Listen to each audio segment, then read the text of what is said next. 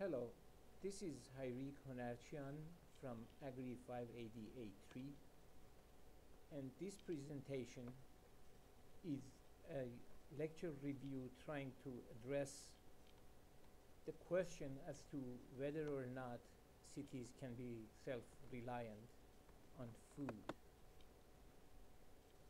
The question being asked has an answer which is not as easy as the question is.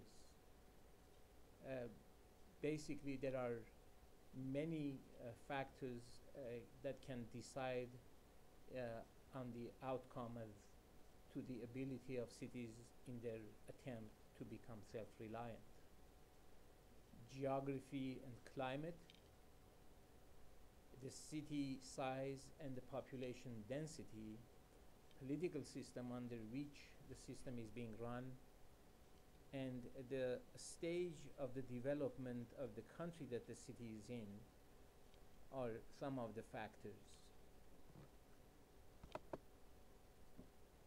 So basically, the reason that this question merits consideration is because of the global situation facing humanity these days.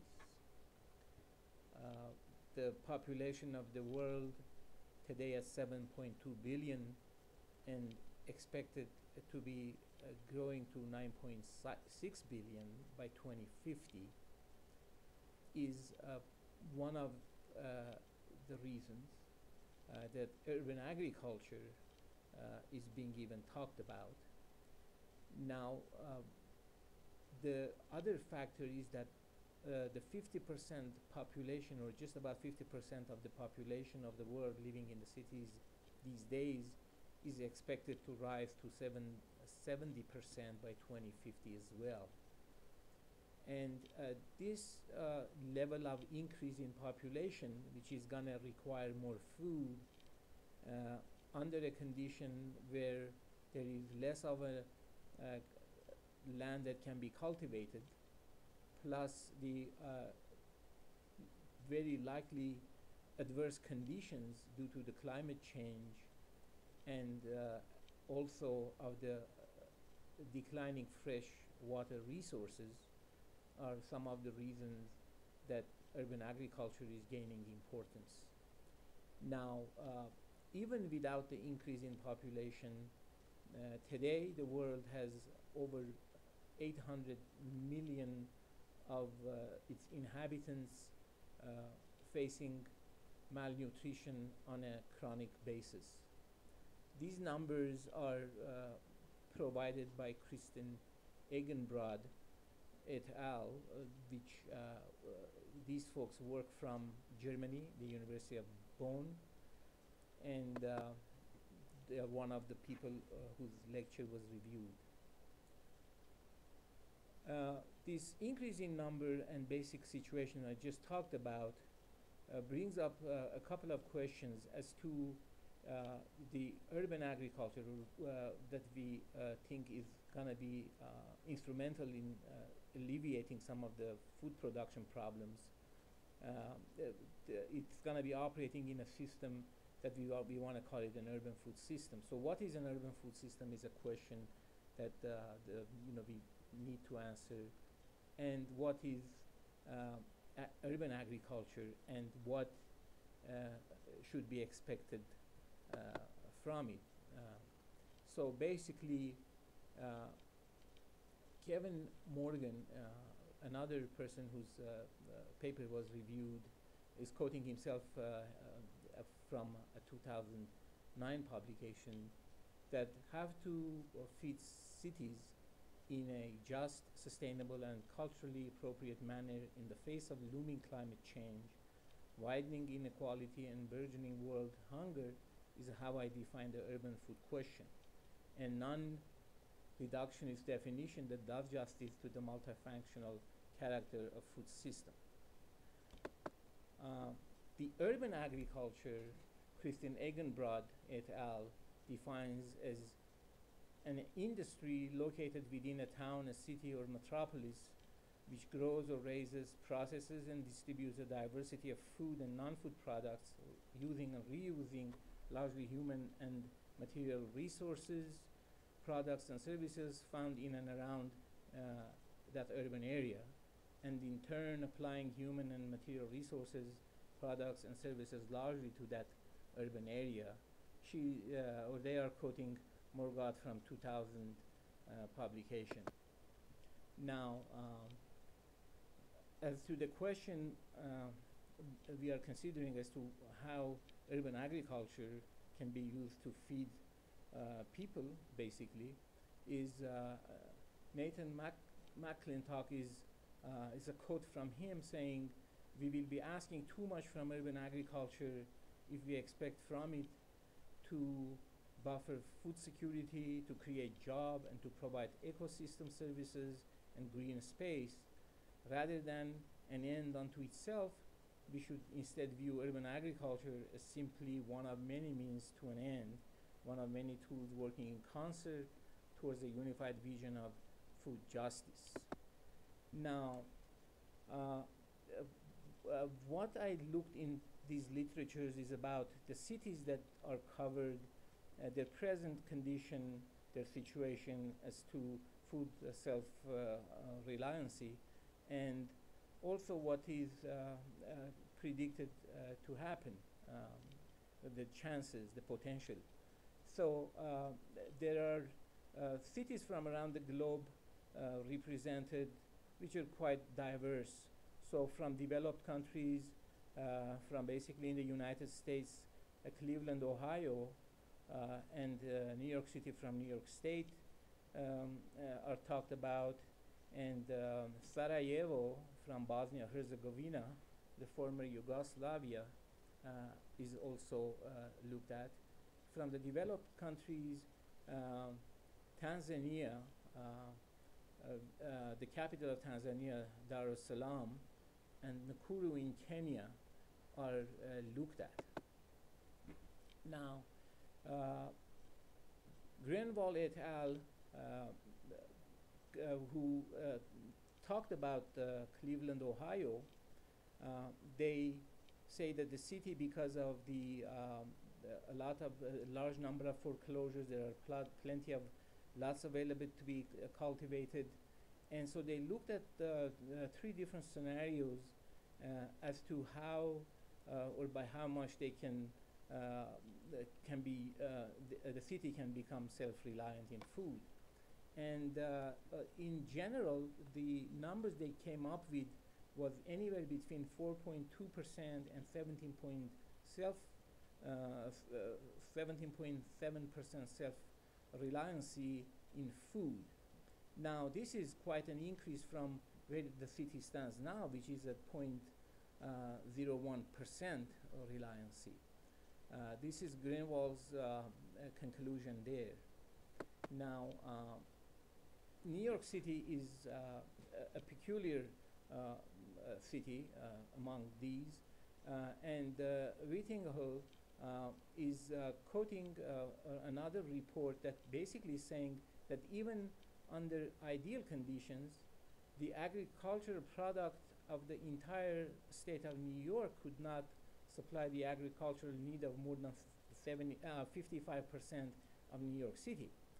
So this is a stark reminder that in some situations, not only a city is not able to feed itself, even the entire region might not be able to do that. This is, of course, under the current circumstances. Now, into Africa, in self-reliancy, they seem to be doing better than what we looked at in the United States. So Diana Lee Smith is who was a visiting professor in Canada, and she's from Sweden, has spent many years in Africa and has worked on many projects, reported after a 25-year passing of some other projects that she had looked at, and saw this improved condition in Nakuru, Kenya, a city of a 308,000 inhabitants, with 27% of the households growing crop and 20% keeping livestock. They are they produce 22% of their own need and 8% of the overall need of the whole town. Now, in Tanzania, the capital of Tanzania, Dar es Salaam, fares even better.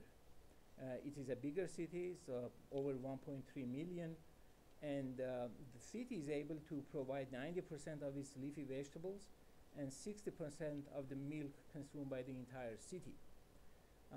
And as this picture shows in this presentation, it is a pretty modern city. I mean, this is I try to look for more pictures, but this pretty much tells it's an advanced country, sort of. So now, another interesting case is Sarajevo.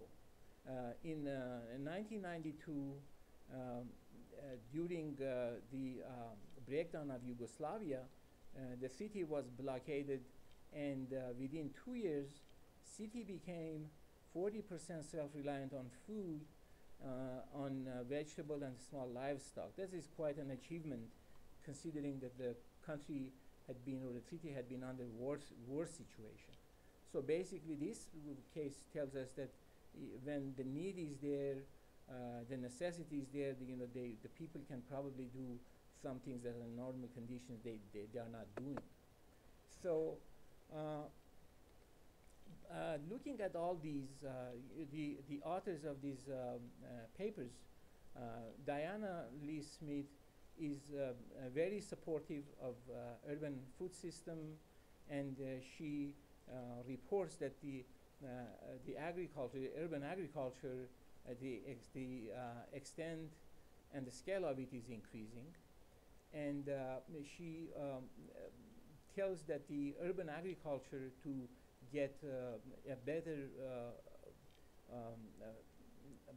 to get into a better condition, it would need friendly policies and programs that can make it improve.